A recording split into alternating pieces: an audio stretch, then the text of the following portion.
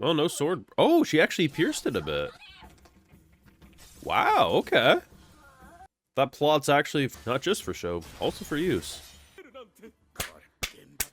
Bring her with me. Thrust on me again. I like it when women are on top. Jesus, boy, calm down. Fuck, that sucks. I still think it was the right play by rewarding his behavior. This is the unfortunate situation when we build such a loyalty that we in return are getting people hurt. What's he doing?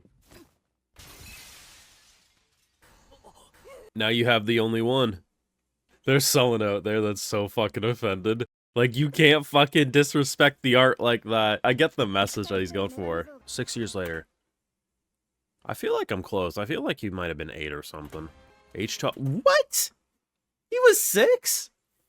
Man, I was off. Well, we finally reached our time skip. I've been wondering how long it would be until we got it. It was in the opening. We saw him older. To be honest, I thought he was about 15. Apparently, this kid is 12. I mean, I guess when you look at his brothers and his father, they're all pretty large individuals, so I guess he hasn't reached the peak of his height just yet. But I gotta be real, this is the type of fan service that I think more could learn from. It is, without a doubt, obvious as fuck fan service, but at the same time, it doesn't just have it there because the character exists for no reason other than insert bazongas, or do you see the mole on the side of her tit? Let's focus on it every scene, right? Now, people will focus on that stuff to varying degrees, but at the end of the day, if anyone looks at a character like Shirley and say, oh my god, she is just there for fan service, they are haters and you can't interact with them. Because when I first saw her character design, I was convinced either we were getting a Darkness-style character who would be overly perverted, or it would just be an overly dumb character, and therefore would be put into situations to exploit her sexiness. What did we get instead? Probably the first character that I feel like is a worthy sword to be added to Noah's arsenal. Not that I think he necessarily needs swords because he's such a powerful guy, but the more he has, the more strength he will have to be able to do amazing things. And she is absolutely a worthy addition that utilizes the sexiness, which is no different than Western films, so let's not kid ourselves. Let's not get on this moral high horse. Oh my god, she's degraded for no reason. Almost all of the fucking male characters in the show are hot, okay? They do the same thing, just to different degrees. And to be honest, she fucking rocks it. Is there any logical reason for a knight to have her titties fucking exposed on the side? No, but it allows you to see the mole, so I thank him for it. To be honest, I think you'll find more people who watch this show with an actual open mind will find themselves saying, man, this is a pretty fan-service-y show when you actually think about certain elements, but rather than them just existing because that's all they have to offer, they're actually legitimately good characters. And honestly, the whole plot of where she came from and the reason she's so, like, indebted to this kid makes a lot of sense. And I think you'll be surprised that people who normally rip on the show probably will actually give it some praise, maybe not to the same degree I do, but more than they normally would. And to be honest, in Surely Do I Trust. Now, if you got this far in the video, you know what to do. Drop a like, share your support, subscribe, ring that bell if you haven't already, and Patreon is where you catch my full live reactions, all some more. It does also help fund the channel and videos just like the one you're watching. So, I will say I was slightly disappointed. I had one minor issue that rubbed me the wrong way. And it's not something that ruined the episode, but I was hoping the tournament was going to last longer. Now, here's the thing. The tournament all was attack me. And if you can break through my defense, you win. Now, he obviously weakened his defense because if he was going to maximum strength, no one would probably be able to get through, right? But I was hoping we'd get 2 or 3 characters introduced. Not necessarily that would be a main part of his crew, but maybe we'd have a character like Shirley and maybe 1 or 2 that would still be relevant enough that we would interact with, but maybe they'd be a court physician or, you know, something. Like, maybe not court physician. I mean, well, actually, think about that. A court physician that could get through defenses means someone who could fight on the battlefield. We could have a battle medic. There's a lot of things they could have done, is what I'm saying. But overall, I was happy with who we ended up getting. I think she's beautiful to look at. She has an interesting personality. And like I said, she isn't what I thought she was going to be when I first saw her character design. I really thought we were getting some sort of darkness light with her, and I was very pleasantly surprised. But what I was most surprised with is where she comes from. So her village doesn't even have doctors. So the concept of medical care actually surprises her when our boy is getting treated for the wound when she ends up stabbing. And I think what I really like about this is the fact that as soon as he hears that their village doesn't have doctors, he says, hey, send me everyone in your village who has the potential to learn. I'll cover any expenses. And what this ultimately ends up doing is the thing that he's been doing from the beginning.